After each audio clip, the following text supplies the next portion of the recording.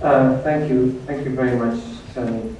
I'm actually truly delighted to be here and actually very impressed to see such a big audience here at 6:30 p.m. on a weekday. This is what I call true commitment to studies. One of my gurus, Professor Tommy Ford, has always said that whenever you stand up and speak, make 3 points. So I'll make 3 points. First, I'll say a word or two about the Asia Research Institute, which is, I guess, organizing the lecture. A word about the topic, China as a global power, and of course, a few words about our speaker, Martin Jacques. Is that correct?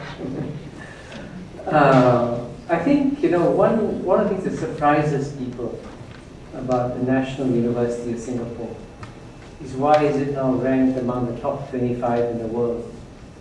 And of course everyone points to the success in the science side, engineering side, medicine, whatever it is. I think few people are actually aware that NUS now is very lucky to have a collection of truly world-class institutes doing research also in the humanities, and Asia Research Institute has really thrived under Professor Tony Reid's leadership. I'm going to mention the East Asian Institute, whose director, Professor Wang Gangwu, is here. And of course, I have to put in a small commercial for the Lee Kuan Yew School of Public Policy.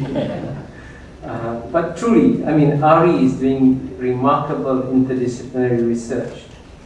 And they bring together graduate students from Southeast Asia. They bring together scholars from all over the world. This is how Martin Jacques is here.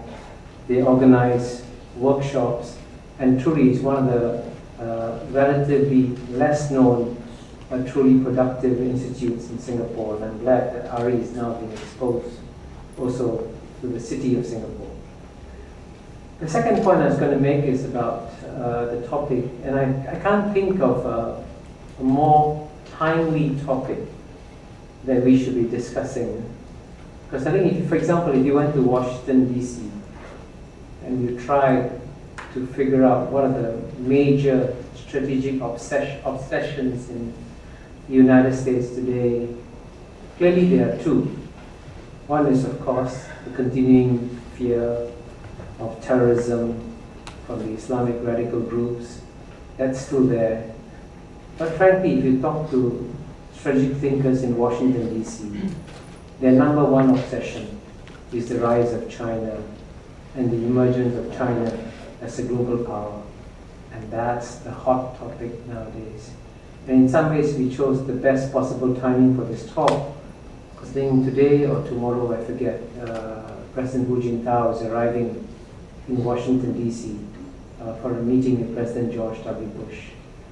And I can tell you that what happens in the next 24 hours when these two men meet will make a huge difference to our lives and frankly to the future course of the region as a whole. And that, in a sense, is why, frankly, we should be very grateful to Ari and Martin Jacques to have this discussion.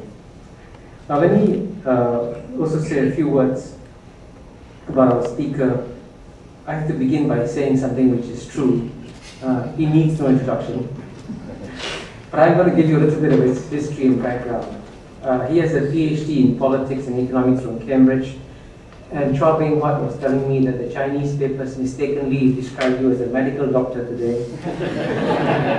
I don't read it, and I learned Chua, but I guess I have to correct that. He began his life in academia and then has moved on to become a public intellectual broadcaster and columnist. Last year, he was a visiting professor at Renmin University in Beijing, the International Center for Chinese Studies at Aichi University in Nagoya, and also in the Rutsumekan University in Kyoto. He was a former deputy editor of the Independent newspaper and a columnist for the Times and Sunday Times, and is currently a columnist for The Guardian.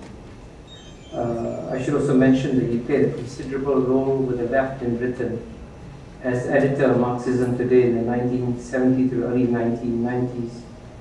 according to my notes here, it was said to be the theoretical journal of the Communist Party of Great Britain. And to quote a write-up on you, Martin, which is available online, it says that Martin was editor during the crucial period when it abandoned the old-fashioned left and started the drift towards the market, which culminated in the New Labour project. So I guess we can thank you for Tony Blair. So. But you know, the journal Marxism Today was dissolved in 1991, and in 2004, in one of his usual controversial statements, he declared Marxism dead. By the way, one thing I did today was to, of course, go to Google and try to read some recent articles by Martin. And I must say, Martin, I found your recent articles on globalization to be fascinating. And I found myself agreeing with much that you said in those articles.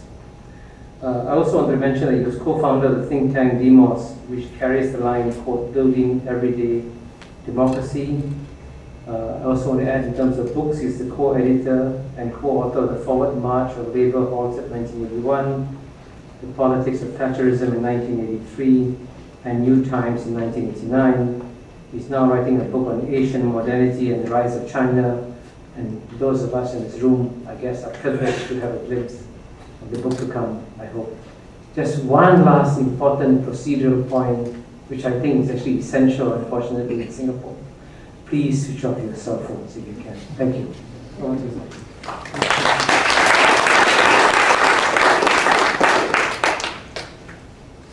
I'd like to thank Kishore very much for those kind remarks. And I'd like to thank Tony for not simply his words, but also for his support and that of the Institute in inviting me here. And I really greatly enjoyed and appreciated my time here. And I'm not quite finished yet. So. The subject of this lecture does not lie only in the future. It also lies in the present. The last 2 or 3 years have marked a new moment in the global perception of China. A growing realization that the rise of China, as we have come to know it, will have profound implications for the world. Economic, but also political, cultural, and military.